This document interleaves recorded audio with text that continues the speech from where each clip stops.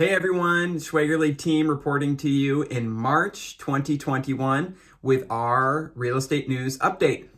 Everyone is talking about. In real estate right now, it is a hot market. We are still seeing prices rise and people are still getting in to buy today. So great time to sell and buy because the rates are so low. This is largely driven by the demand for housing, which has not decreased due to the pandemic.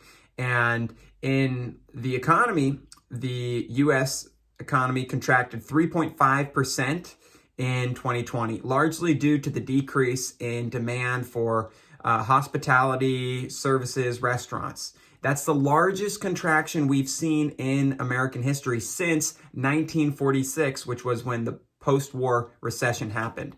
And before that, the other biggest contraction was in the Great Depression. So huge contraction, but the economy is starting to bounce back in a lot of sectors. And they're projecting a huge economic growth this year of close to 6%. So the economy is recovering, and that's a good, healthy outlook for the real estate economy as a whole.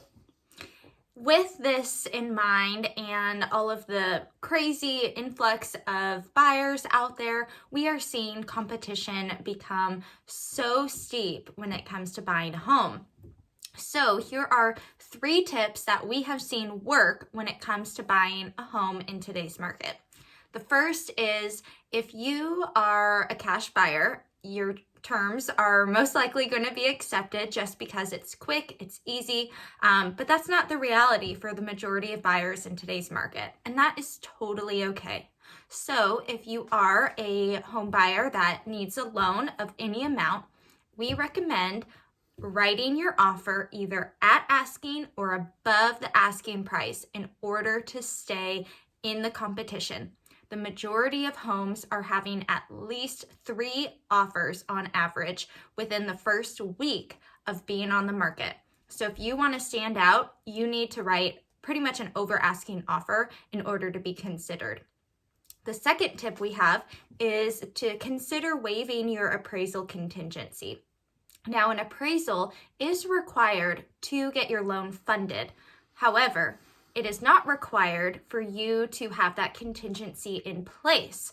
That means that if your appraisal comes in below the value that you are paying for the property, you will still be able to close on the home successfully while renegotiating the terms with your lender.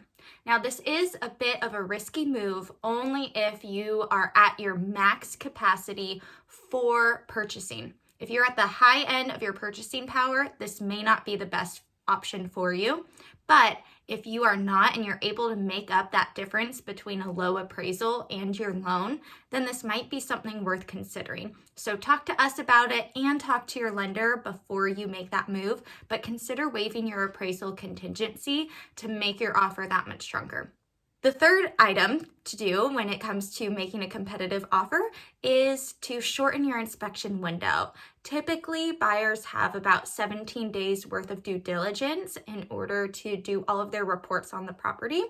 Sellers want more confidence knowing that the deal is going to go through, so consider shortening that. We're seeing some buyers go as low as 7 days. Now, that is really short. However, it is doable depending on your situation. Again, talk to us about it before you decide to go that route, but consider that as an option to make your offer stand out.